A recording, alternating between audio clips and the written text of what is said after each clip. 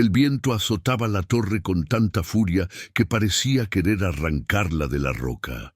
Dentro, en la sala de luz, el farolero arrodillado temblaba mientras sostenía la lámpara entre sus manos agrietadas. La llama ardía blanca, demasiado alta, demasiado viva. No era una luz común, era algo que respiraba, algo que miraba, y él lo sabía. Llevaba 3 noches sin dormir, vigilando que no se apagara, porque afuera, en el mar negro, algo más grande que el miedo esperaba en silencio. Los otros 2 faroleros permanecían de pie detrás de él, inmóviles como estatuas de cera. Vestían capas de lana oscura y tenían las manos manchadas de aceite, pero no era el aceite del farol. Olía distinto, más espeso, más viejo. Uno de ellos murmuraba oraciones en un idioma que no era español ni inglés, solo sonidos roncados desde el fondo de la garganta. El otro sostenía un cuaderno abierto, lleno de símbolos trazados con tinta negra. Había líneas que simulaban olas, círculos dentados, y en el centro de cada página siempre el mismo dibujo, un ojo bajo el agua. Afuera, la tormenta rugía como un animal herido.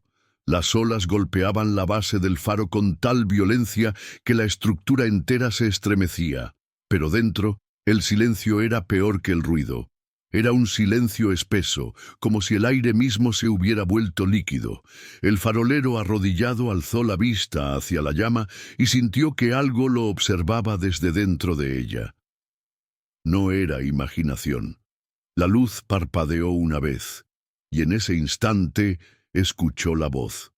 No venía del viento, venía de abajo, del mar. Una voz profunda, lenta, como el crujir de un barco hundiéndose en el fondo del océano. Los otros 2 no se movieron, ni siquiera respiraban. El que sostenía el cuaderno cerró los ojos y comenzó a cantar. Era un canto sin melodía, solo palabras repetidas una y otra vez, como un rezo o una advertencia. El farolero arrodillado sintió que sus manos ya no le pertenecían. La lámpara pesaba más de lo que debería, y entonces comprendió lo que los demás ya sabían. La luz no se alimentaba de aceite, se alimentaba de ellos, de su miedo, de su fe, de su sangre, si era necesario. La tormenta alcanzó su punto más alto. El mar pareció levantarse entero, como si algo enorme bajo la superficie estuviera intentando emerger. El farolero cerró los ojos y apretó la lámpara contra su pecho. La llama creció, y en ese momento supo que no volvería al continente, que ninguno de ellos lo haría, porque el faro no solo guiaba a los barcos, también guiaba a algo más, y esa cosa ya había llegado. Antes de continuar, dime en los comentarios desde dónde estás viendo este relato. Algunos lugares guardan secretos, y quizá donde tú vives también hubo una historia así. Escribe tu país y tu ciudad abajo. Quiero saber desde qué rincón del mundo estás escuchando estas voces olvidadas. La isla no tenía nombre en los mapas oficiales. Los pescadores la llamaban Roca del Silencio, porque el viento allí nunca traía voces, solo gemidos. Estaba a 3 horas de la costa oeste, rodeada de corrientes traicioneras y arrecifes ocultos bajo la espuma. Durante décadas, decenas de barcos habían naufragado en esas aguas, hasta que en 1879 el gobierno decidió construir un faro, una torre de piedra y hierro, alta como una catedral, con una luz tan potente que podía verse desde el horizonte. Dijeron que salvaría vidas, pero nunca explicaron por qué los faroleros que llegaban allí nunca regresaban. El primero en desaparecer fue un hombre llamado Tomás Villar. Lo encontraron 3 semanas después, flotando boca abajo cerca de los acantilados. Las autoridades anotaron ahogamiento accidental. El segundo fue Ernesto Salas. Su cuerpo nunca apareció, solo su chaqueta colgada en una roca, con las mangas atadas como si alguien hubiera querido hacer un nudo ritual. El tercero dejó una carta. En ella hablaba de sombras que subían desde el mar, de una luz que no debía apagarse nunca, de algo que esperaba bajo las olas. Nadie quería ir al faro, pero siempre había hombres desesperados, hombres que necesitaban dinero, hombres que huían de algo peor, o hombres que, como Mateo Ruiz, simplemente no creían en maldiciones. Mateo llegó a la isla en una mañana gris de octubre. Era joven, fuerte, callado. Había trabajado en astilleros, en minas, en barcos. No le asustaba el mar, no le asustaba la soledad. Cuando el bote lo dejó en el muelle de piedra y se alejó sin mirar atrás, Mateo caminó hacia el faro con su bolso al hombro y una linterna de aceite en la mano. La torre se alzaba frente a él como un dedo señalando el cielo. Las ventanas eran estrechas y oscuras. La puerta de hierro estaba entreabierta. Adentro, el aire olía a sal y a cera quemada. Las paredes estaban cubiertas de moho verde. En el suelo había marcas de pisadas, pero también algo más. Líneas trazadas con carbón, formando círculos y símbolos que Mateo no reconoció. Subió la escalera de caracol, sintiendo cómo el viento silbaba entre las grietas de la piedra. En la sala de luz encontró la lámpara. Era más grande de lo que esperaba. El cristal estaba empañado, y dentro la llama ardía sola, sin aceite visible, sin mecha aparente. Solo fuego blanco, quieto, como si estuviera esperando. En la mesa junto a la lámpara había un cuaderno. Mateo lo abrió. Las páginas estaban llenas de anotaciones en letra temblorosa, algunas en español, otras en un idioma que no conocía. Había dibujos, olas, ojos, manos hundiéndose. Y al final, una sola frase repetida una y otra vez. No dejes que se apague, no dejes que vea. Mateo cerró el cuaderno. Miró hacia la ventana. Afuera, el mar estaba tranquilo. Demasiado tranquilo. No había gaviotas, no había espuma, solo agua negra, lisa como un espejo, y en algún lugar muy lejos creyó ver algo moverse bajo la superficie, algo enorme, algo que no debería existir. Esa noche encendió su propia linterna y comenzó a escribir en el cuaderno. No sabía por qué, solo sabía que tenía que hacerlo. Suscríbete para seguir explorando estas tierras donde la fe lo consume todo. Los primeros días fueron silencio y rutina. Mateo limpiaba los cristales del faro, revisaba las escaleras, anotaba el estado del mar en un registro que nadie leería. La luz ardía sola, siempre encendida, sin necesidad de aceite ni mantenimiento. Eso debería haberlo inquietado, pero Mateo era un hombre práctico. Si la lámpara funcionaba, no había razón para cuestionarla. O eso se decía a sí mismo cada vez que subía a la sala de luz y sentía esa extraña presión en el pecho, como si el aire allí pesara más. Dormía poco, no por miedo, sino porque el viento no dejaba de aullar, y porque en las noches más oscuras escuchaba golpes contra la base del faro, golpes lentos, rítmicos, como si algo estuviera tocando la piedra desde abajo, desde el agua. Al principio pensó que eran las olas, pero las olas no golpeaban con ese ritmo, las olas no esperaban. Durante el día, Mateo caminaba por la isla con las manos en los bolsillos y la mirada fija en el horizonte. No había nada que hacer más que esperar. Esperar el barco de suministros que llegaría en 2 semanas, esperar que el tiempo pasara, esperar sin saber exactamente qué. La isla era pequeña, apenas un puñado de rocas cubiertas de hierba seca y gaviotas muertas.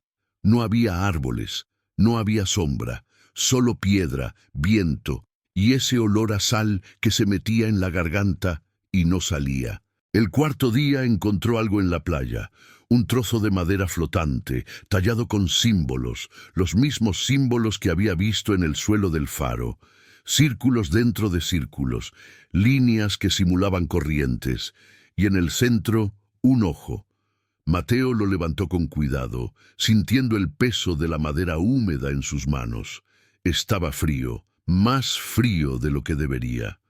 Lo llevó de vuelta a la torre y lo dejó junto al cuaderno. No sabía por qué lo guardaba, solo sabía que no debía tirarlo al mar. Esa noche, mientras cenaba pan duro y pescado en conserva, escuchó pasos en la escalera, pasos lentos, pesados, subiendo hacia la sala de luz. Mateo dejó el plato y tomó su linterna. Subió despacio, con el corazón golpeando contra las costillas. Cada escalón crujía bajo sus botas, el viento gemía entre las grietas de la piedra. Pero cuando llegó arriba, no había nadie. Solo la llama, ardiendo blanca y quieta, y el cuaderno, abierto en una página que él no había tocado. La página mostraba un dibujo nuevo. No estaba allí antes, Mateo lo sabía. Era un hombre arrodillado frente a la lámpara, con las manos extendidas como si estuviera orando, y debajo del dibujo una sola palabra escrita en tinta fresca: custodio. Mateo cerró el cuaderno de un golpe, sus manos temblaban. Bajó corriendo, salió del faro y caminó hasta el borde del acantilado. El mar seguía negro, liso, sin olas, pero ahora podía verlo con claridad. Bajo la superficie, algo se movía, algo grande, algo que nadaba en círculos alrededor de la isla, una y otra vez, como si estuviera esperando una señal. Se quedó allí de pie, respirando el aire salado, tratando de calmarse. Pero no podía, porque sabía que lo que había visto no era imaginación. Sabía que algo vivía en esas aguas, y sabía que ese algo lo estaba observando. Al día siguiente, Mateo decidió explorar el resto de la isla. Necesitaba moverse, necesitaba pensar en otra cosa que no fuera la llama, el cuaderno, los golpes nocturnos. La isla no era grande, apenas medio kilómetro de roca, hierba seca y piedras cubiertas de musgo. Pero en el extremo norte, oculta entre dos formaciones rocosas, encontró una cabaña. Era vieja, construida con madera podrida y clavos oxidados. La puerta estaba abierta, colgando de una sola bisagra. Adentro olía a humedad y a algo más, algo dulce y podrido. Había una mesa, una silla rota, una estufa sin usar, y en la pared del fondo colgaban 3 fotografías enmarcadas en madera oscura, 3 hombres diferentes, vestidos con ropa de faroleros. Mateo reconoció a uno de ellos por las descripciones que había escuchado en el puerto. Tomás Villar, el primero en desaparecer. Los otros 2 debían ser los que vinieron después. Sus rostros eran serios, cansados. Tenían ojeras profundas, y en sus ojos había algo que Mateo no supo nombrar, algo parecido al miedo o a la resignación. Debajo de las fotografías había un altar, velas consumidas hasta el final, con la cera derretida formando charcos blancos sobre la madera, pedazos de cuerda anudada dispuestos en forma de cruz, y en el centro una lámpara pequeña, idéntica a la del faro, pero apagada. Mateo se acercó despacio. Junto a la lámpara había un papel doblado. Lo abrió con dedos temblorosos. Era una carta, escrita con letra apretada, casi ilegible, como si quien la escribió lo hubiera hecho con prisa o con miedo. Si estás leyendo esto, entonces ya llegaste. Y si ya llegaste, entonces ya es tarde para irte. La luz no puede apagarse, eso es lo único que importa.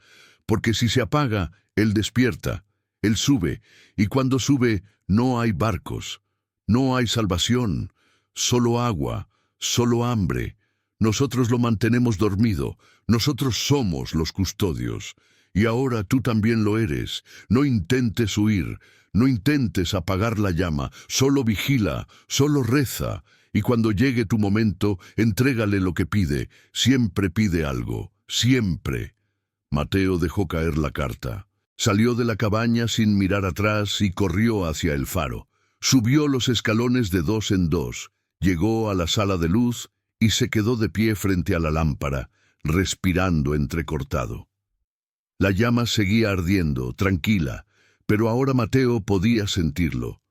No era solo fuego, era algo vivo, algo que lo miraba, algo que esperaba. Esa noche no durmió. Se sentó en la silla junto a la lámpara y vigiló el mar. A las 3 de la madrugada, el agua comenzó a moverse. No eran olas, era algo más. La superficie se ondulaba como si una criatura enorme estuviera deslizándose justo debajo, rozando el fondo con algo parecido a aletas o tentáculos. Mateo apretó los puños. No sabía qué hacer. No sabía si debía huir o quedarse. Y entonces, por primera vez desde que llegó, la llama parpadeó. Solo fue un instante, un segundo en el que la luz tembló como si fuera a apagarse. Pero en ese segundo, Mateo escuchó algo, un sonido profundo, tan grave que lo sintió en los huesos. No venía del viento, venía de abajo, del mar.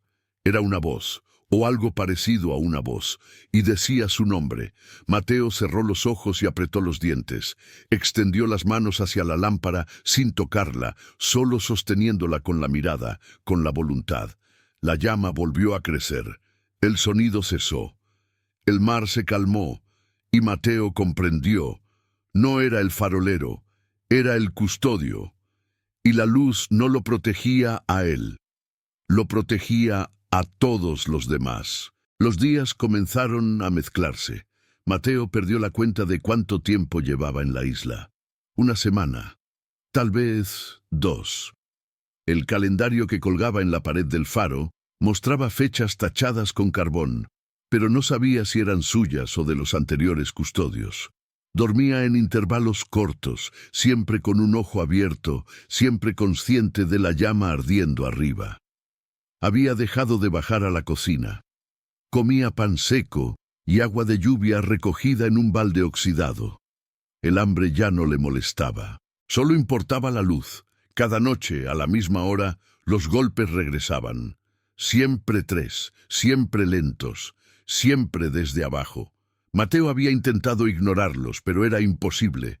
El sonido resonaba en la piedra, subía por las paredes, se metía en su cabeza. A veces se preguntaba si los golpes venían del mar o si venían de adentro del faro, si eran algo externo o algo que ya vivía en él. Una madrugada, mientras vigilaba desde la ventana de la sala de luz, vio algo que no debería estar allí. Un bote, pequeño, de madera oscura, flotando inmóvil en el agua negra. No había remos, no había velas, solo flotaba, como si alguien lo hubiera dejado allí a propósito. Mateo bajó corriendo, tomó su linterna y salió hacia el muelle. El viento soplaba con fuerza, pero el bote seguía allí, meciéndose suavemente. Se acercó al borde del agua y alzó la linterna. Dentro del bote había un hombre. Estaba sentado, con la espalda recta, las manos sobre las rodillas, la mirada fija en el horizonte. Vestía ropa de farolero, ropa vieja, empapada, cubierta de algas. Mateo reconoció el rostro. Era Tomás Villar, el primero en desaparecer. Pero no estaba muerto, no exactamente. Sus ojos estaban abiertos, su boca se movía, como si estuviera hablando, pero no salía ningún sonido. Solo un murmullo grave, constante, como el zumbido de una colmena. Mateo retrocedió. El bote comenzó a alejarse, deslizándose sobre el agua sin que nada lo empujara. En pocos segundos había desaparecido en la oscuridad. Mateo se quedó de pie en el muelle temblando, con la linterna apagada en la mano. No sabía si lo que había visto era real, no sabía si importaba. Cuando volvió al faro, encontró el cuaderno abierto otra vez. Esta vez había una nueva anotación. No estaba escrita con su letra. Era diferente, más temblorosa, más desesperada. No mires al mar cuando él llame. No bajes cuando escuches tu nombre. No apagues la luz aunque te lo pida. Él miente. Siempre miente. Mateo cerró el cuaderno y lo guardó en el cajón de la mesa. Pero esa noche, cuando subió a vigilar la llama, escuchó su nombre otra vez. No venía del mar, venía de la escalera, una voz suave, casi femenina, llamándolo desde abajo. Mateo apretó los puños y cerró los ojos. No bajó, no respondió. Solo se quedó sentado, mirando la llama, repitiendo en voz baja las palabras de la carta: «No bajes, no bajes, no bajes». La voz insistió durante horas. A veces era suave, en veces era urgente, a veces sonaba como su madre, a veces como alguien que no reconocía, pero Mateo no se movió, y cuando el amanecer llegó, la voz se desvaneció. Al mediodía, decidió revisar los suministros. Necesitaba saber cuánto le quedaba, cuánto tiempo podría resistir antes de que el barco regresara. Bajó al sótano del faro, un lugar húmedo y oscuro donde se almacenaban los barriles de agua, las cajas de conservas, las cuerdas y las herramientas. Pero cuando encendió la linterna, vio algo que no debería estar allí: un altar, igual que el de la cabaña, pero más grande, más elaborado. Había velas apagadas dispuestas en círculo, cuerdas anudadas formando símbolos en el suelo, y en el centro, una fotografía. Mateo se acercó despacio. Era él, su propia fotografía, tomada desde lejos, tal vez desde el muelle, el día que llegó. Estaba enmarcada en madera oscura, como las otras, y debajo, escrito con carbón, una sola palabra: custodio. Mateo sintió que las piernas le temblaban. Alguien había estado en el faro. Alguien lo había estado observando, pero no había nadie más en la isla. Nadie vivo, al menos. Tomó la fotografía y la rompió en dos. Luego pisoteó las velas, deshizo los nudos, borró los símbolos del suelo. Subió corriendo y salió del faro, respirando el aire frío de la tarde.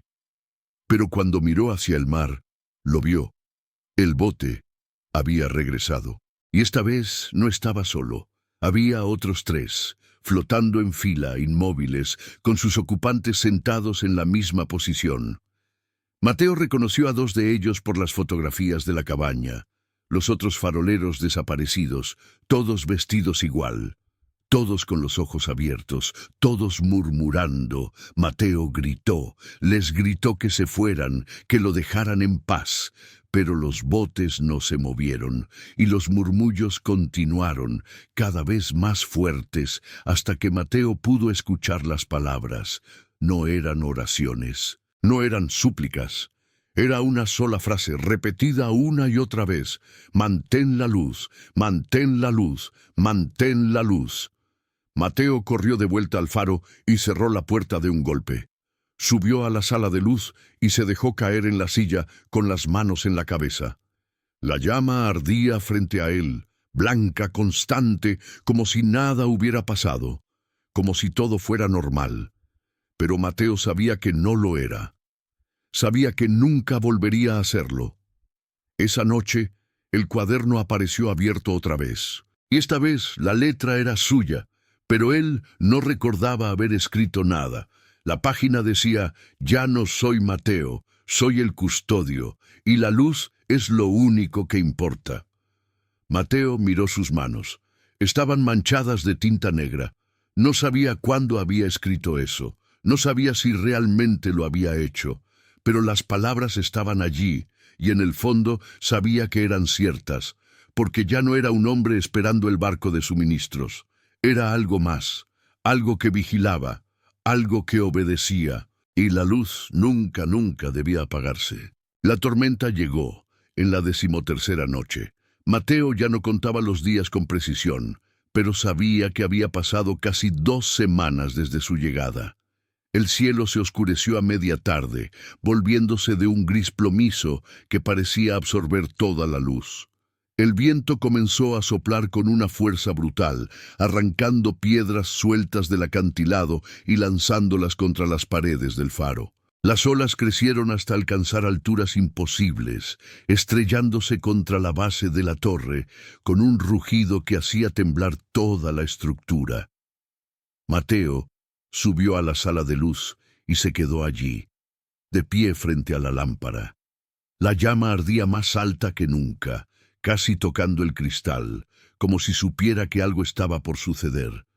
El mar ya no era negro, era verde oscuro, espeso, como si estuviera hecho de algo más denso que el agua. Y bajo la superficie, Mateo podía ver sombras moviéndose. Sombras demasiado grandes para ser peces, demasiado lentas para ser corrientes. Los golpes regresaron, pero esta vez no venían de abajo, venían de todos lados, de las paredes, del techo, del suelo, como si algo estuviera rodeando el faro, tocándolo, probándolo, buscando una grieta por donde entrar. Mateo apretó los puños y cerró los ojos, respiró hondo, y entonces escuchó la voz. No era la misma que había escuchado antes. Esta era diferente, más profunda, más antigua. No venía del mar, venía de la llama. Hablaba en un idioma que Mateo no conocía, pero de alguna manera entendía. Le decía que abriera la puerta, que dejara entrar la tormenta, que apagara la luz, que todo terminaría si lo hacía, que podría descansar, que podría irse. Mateo abrió los ojos y miró la llama. Por un momento sintió el impulso de extender la mano y apagarla, de acabar con todo. Pero entonces recordó las palabras del cuaderno, recordó los botes, recordó a los hombres muertos que seguían vigilando, y supo que si apagaba la luz no habría descanso, solo habría agua, solo habría hambre. En ese momento la puerta del faro se abrió de golpe. Mateo bajó corriendo, con la linterna en la mano. El viento entraba con tanta fuerza que casi lo tira al suelo. La puerta de hierro golpeaba contra la pared una y otra vez. Y en el umbral, empapado por la lluvia, había un hombre. Era joven, tal vez de 30 años, con el rostro demacrado y los ojos hundidos. Vestía ropa de marino, desgarrada y cubierta de algas. Tenía el pelo pegado a la frente y las manos ensangrentadas. Respiraba con dificultad, como si hubiera nadado durante horas. Mateo lo miró sin moverse. El hombre levantó una mano, como si pidiera ayuda, pero no habló. Solo abrió la boca y dejó escapar un sonido gutural como el de alguien ahogándose. Mateo retrocedió. El hombre dio un paso adelante, y entonces Mateo vio sus ojos. No eran humanos, eran completamente negros, sin iris, sin pupila, solo vacío. Mateo cerró la puerta de un golpe y echó el cerrojo. El hombre golpeó desde afuera una y otra vez, con las palmas abiertas como si rogara, pero Mateo no abrió. Se quedó allí, con la espalda contra la puerta, sintiendo cada golpe resonar en su columna. Los golpes continuaron durante horas, y luego, de repente, cesaron. Mateo esperó, no se movió, no respiró, y entonces escuchó algo peor que los golpes. Escuchó pasos, subiendo la escalera, lentos, pesados, como si alguien estuviera arrastrando algo. Mateo subió corriendo hacia la sala de luz. Los pasos lo seguían, cada vez más cerca. Llegó arriba, cerró la puerta de hierro y la trabó con una barra de metal. Se quedó de pie, con la espalda contra la puerta, mirando la llama. Y entonces los pasos se detuvieron, justo del otro lado. Alguien tocó la puerta. 3 golpes, lentos, deliberados. Mateo no respondió. La voz habló desde el otro lado. Era la misma voz que había escuchado en la llama. Profunda, antigua, pero ahora estaba fuera. Estaba cerca. Déjame entrar, Mateo. Solo quiero ver la luz. Mateo apretó los dientes. No eres real, susurró. La voz se rió. No era una risa humana. Era algo húmedo, burbujeante, como si viniera de debajo del agua. Soy más real que tú. Siempre he estado aquí, y tú siempre has sido mío. Mateo se apartó de la puerta y se acercó a la lámpara. La llama ardía blanca, temblando ligeramente, como si tuviera miedo. Extendió las manos hacia ella sin tocarla, sintiendo el calor en las palmas, y entonces comprendió lo que tenía que hacer. Abrió el cuaderno, pasó las páginas hasta llegar a la última anotación, y debajo, Con manos temblorosas escribió: «La luz no es para mí, es para él. Mientras arda, él no puede subir. Mientras arda, el mar no puede entrar. Yo soy el custodio, y mi vida ya no me pertenece». Cerró el cuaderno, se arrodilló frente a la lámpara y comenzó a rezar. No sabía a quién le rezaba, no sabía si había alguien escuchando, pero las palabras salieron solas, en un idioma que no conocía, como si alguien más las estuviera diciendo por él. La voz del otro lado de la puerta comenzó a gritar. Ya no sonaba persuasiva, sonaba furiosa, sonaba hambrienta. La puerta se sacudió con tanta fuerza que la barra de metal comenzó a doblarse. Mateo siguió rezando. La llama creció, y creció, y creció, y entonces de repente todo se detuvo. El viento cesó. La lluvia dejó de caer. Los golpes desaparecieron. Mateo abrió los ojos. La puerta seguía cerrada. La llama ardía tranquila, como si nada hubiera pasado. Se puso de pie despacio y se acercó a la ventana. Afuera el mar estaba en calma, liso como un espejo, y flotando en la superficie, en fila perfecta estaban los 4 botes. Los 4 custodios muertos, todos mirando hacia el faro, todos con las manos extendidas como si estuvieran sosteniendo algo invisible. Y Mateo supo que no estaba solo, nunca lo había estado. Los custodios anteriores seguían vigilando, seguían manteniendo la luz, y ahora él era uno de ellos. No por elección, no por fe, sino porque no había otra opción, porque la luz no podía apagarse, porque si se apagaba, lo que vivía bajo el mar subiría. Y cuando subiera no habría faro, no habría isla, solo agua, solo hambre, solo él. Pasaron 3 días desde la tormenta, o tal vez más. Mateo había dejado de contar. El tiempo en la isla ya no funcionaba como debería. Los amaneceres llegaban tarde. Los atardeceres duraban horas. A veces el sol no se movía en absoluto, suspendido en el cielo como un ojo muerto. Mateo había dejado de dormir por completo. Ya no sentía hambre, ya no sentía sed. Solo sentía la llama, su calor, su peso, su mirada constante. El cuaderno se llenaba solo. Cada mañana aparecían nuevas anotaciones escritas con su letra, pero él no recordaba haberlas escrito. Eran oraciones cortas, fragmentadas, como si alguien estuviera tratando de comunicarse a través de él. La luz sabe tu nombre. No mires hacia abajo cuando el mar llame. Él no olvida, él espera. Mateo leía las palabras una y otra vez, tratando de encontrarles sentido. Pero cuanto más las leía, más se sentían como órdenes, como advertencias, como promesas. Una tarde, mientras vigilaba desde la ventana, vio movimiento en la playa. Al principio pensó que eran gaviotas, pero cuando bajó con la linterna descubrió que eran huellas de pies descalzos, marcadas en la arena húmeda, formando un círculo perfecto alrededor del faro. Mateo siguió las huellas con la mirada. No conducían a ningún lado. Solo daban vueltas una y otra vez, como si alguien hubiera caminado toda la noche en un ritual sin fin. Y entonces vio algo más. En el centro del círculo, clavado en la arena, había un trozo de madera.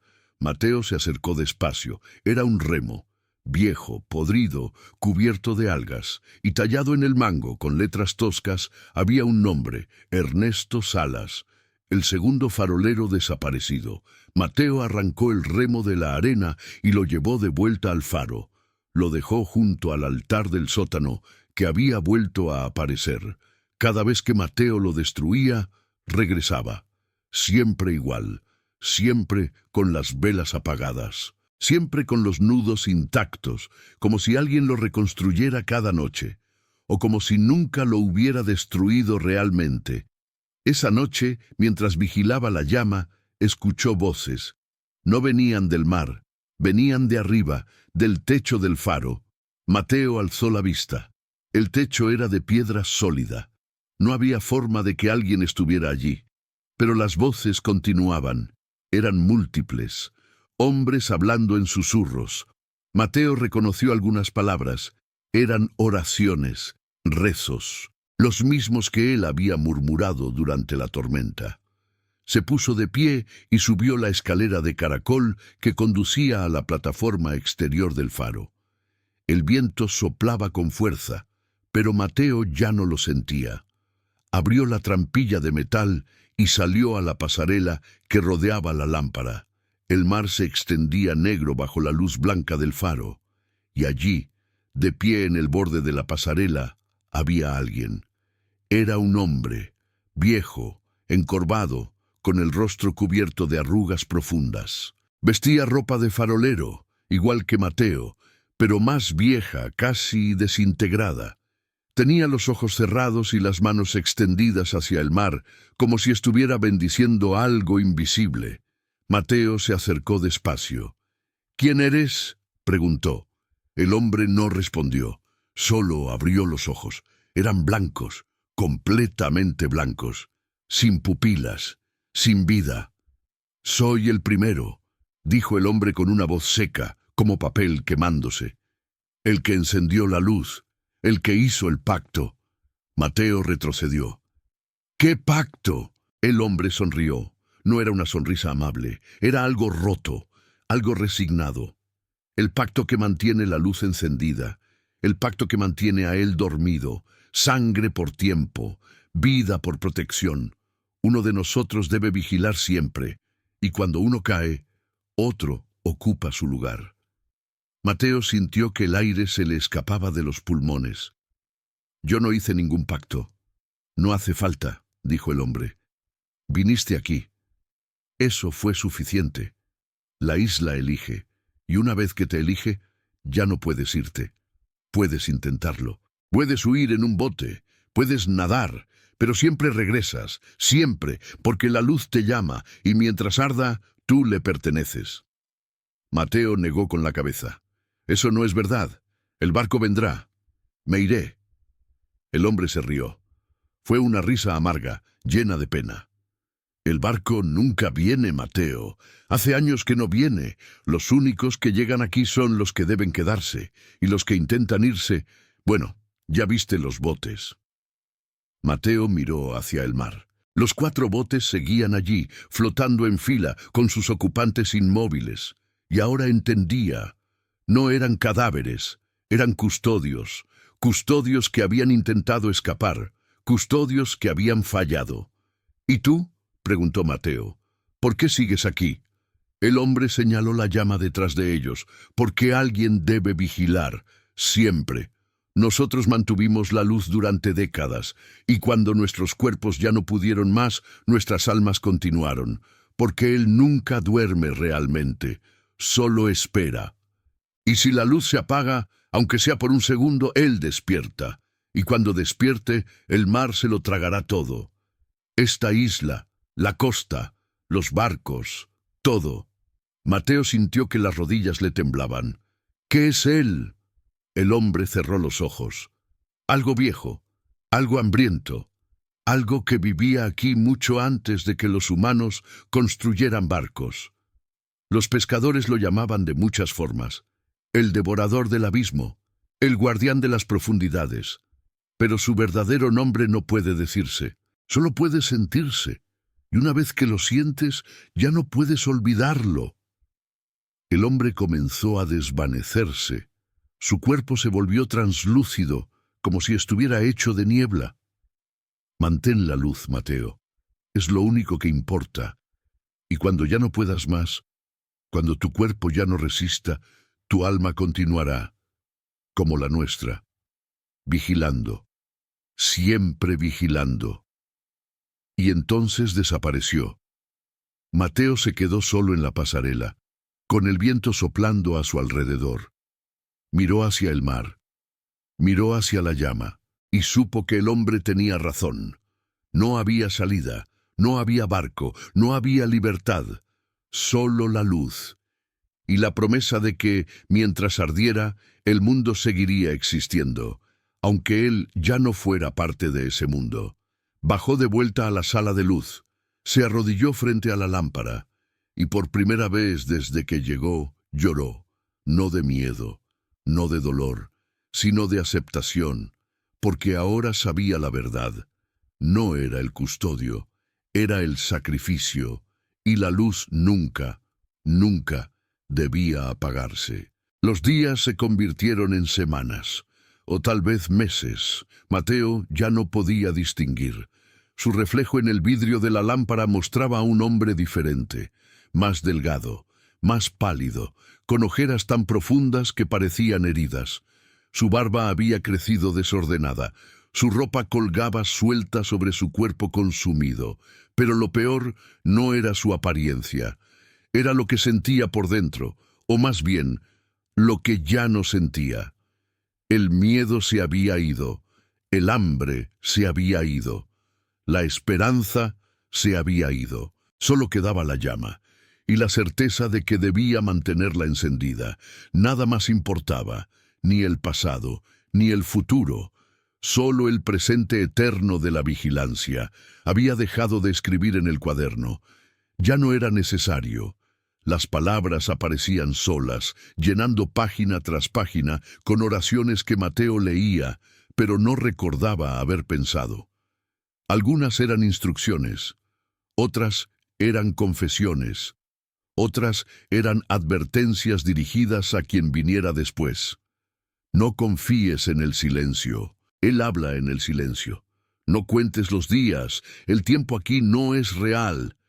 Cuando sientas que ya no puedes más, recuerda, la luz es más importante que tú. Una mañana, mientras vigilaba el amanecer desde la ventana, vio algo que no había visto antes. Un barco. No era el barco de suministros, era más pequeño. Un bote pesquero, con las velas rasgadas, navegando errático hacia la isla. Mateo bajó corriendo hacia el muelle. Por primera vez en semanas, sintió algo parecido a la esperanza. Tal vez alguien había venido, tal vez podría enviar un mensaje, tal vez aún había una forma de salir. El bote se acercó lentamente, meciéndose con las olas. Cuando llegó al muelle, Mateo vio que había un hombre en la cubierta. Estaba tirado boca abajo, inmóvil. Mateo subió al bote con cuidado. El hombre vestía ropa de pescador. Tenía el rostro hinchado, la piel azulada. Estaba muerto. Había estado muerto por días. Mateo retrocedió, pero entonces vio algo más. En la mano del hombre, apretado con fuerza, había un papel doblado. Mateo lo tomó con dedos temblorosos y lo abrió. Era una carta, escrita con letra apresurada, casi ilegible. A quien encuentre esto, no vayan a la isla del Faro. No es un lugar de salvación, es un lugar de hambre. Intenté llegar allí buscando refugio durante la tormenta, pero algo en el agua me siguió, algo grande, algo que habla. Me dijo que si llegaba a la isla, podría vivir. Pero cuando llegué, supe la verdad. La isla no deja ir a nadie, y ahora ya es tarde. Si lees esto, huye. No importa lo que te prometa, no importa lo que veas. Huye antes de que la luz te reclame. Mateo dejó caer la carta. Miró hacia el faro. La llama seguía ardiendo, blanca y constante, visible incluso bajo la luz del día.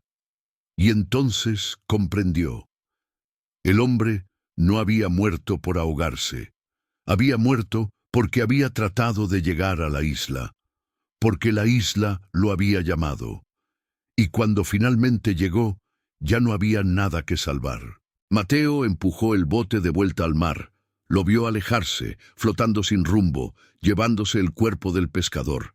Y cuando desapareció en el horizonte, Mateo se dio cuenta de que nunca había sentido esperanza. Solo había sentido un eco de lo que la esperanza solía ser. Esa noche algo cambió. Mateo estaba sentado frente a la lámpara, como siempre, cuando sintió un dolor agudo en el pecho. Se llevó la mano al corazón y sintió algo extraño. Un latido irregular, un pulso débil. Su cuerpo estaba fallando. Después de semanas sin comida adecuada, sin sueño, sin descanso, finalmente estaba cediendo. Se puso de pie con dificultad y caminó hacia la ventana. Miró el mar. Los 4 botes seguían allí, flotando en fila. Pero ahora había un 5.º bote, vacío, esperando. Mateo supo lo que significaba. Su tiempo estaba llegando a su fin. Pero la luz no podía apagarse, nunca podía apagarse, y si él moría, ¿quién la vigilaría? ¿Quién mantendría a él dormido? Bajó al sótano. El altar seguía allí, intacto. Las velas, los nudos, los símbolos, y en el centro ahora había algo nuevo. Un cuchillo, pequeño, oxidado, con el mango de madera tallada. Mateo lo tomó con manos temblorosas. Sabía lo que tenía que hacer. Lo había sabido desde el principio, desde que leyó la carta de Tomás, desde que habló con el primer custodio. La luz no se alimentaba de aceite, se alimentaba de vida. Subió de vuelta a la sala de luz.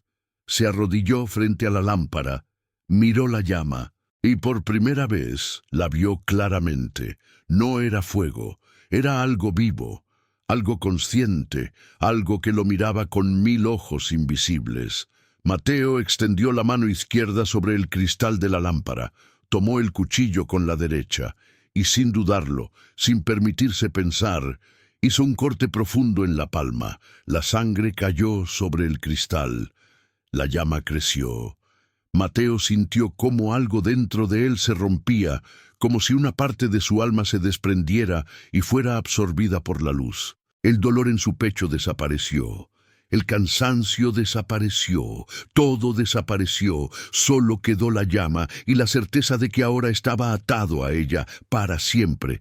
Se sentó en la silla, cerró los ojos y supo que había cruzado el último umbral. Ya no era Mateo Ruiz, era el custodio.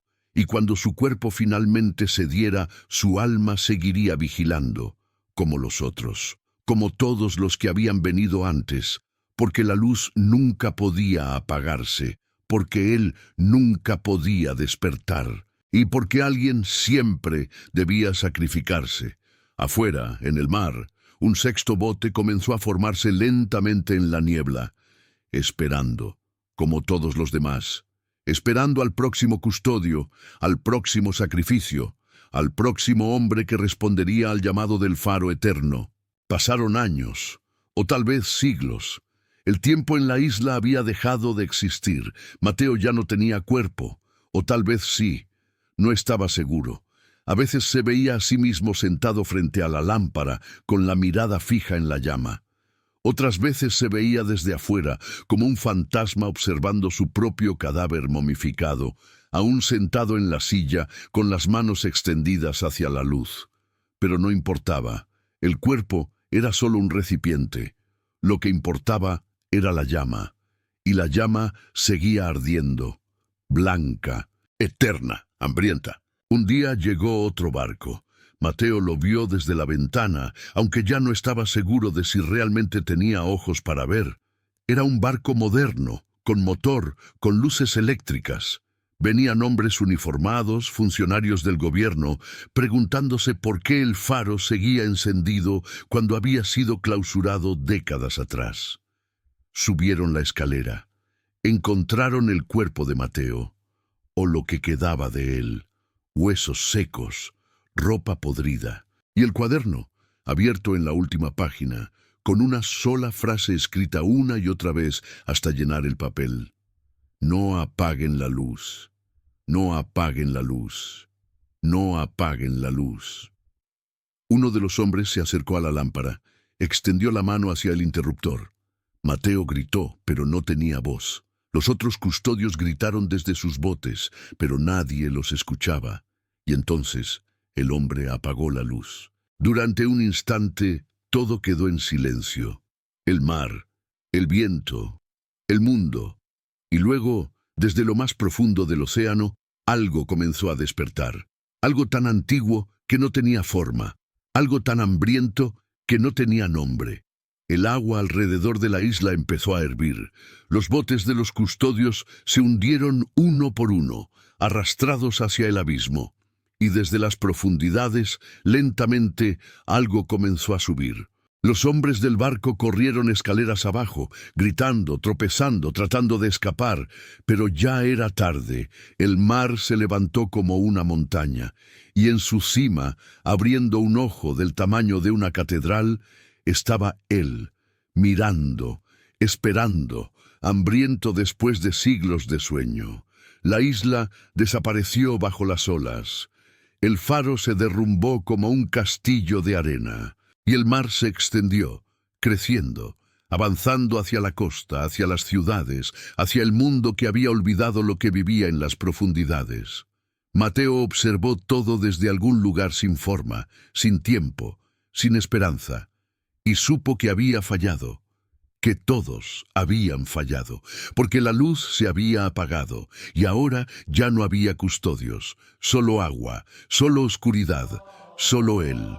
Comenta abajo qué sensación te dejó esta historia y comparte este video si la fe también te ha hecho temblar.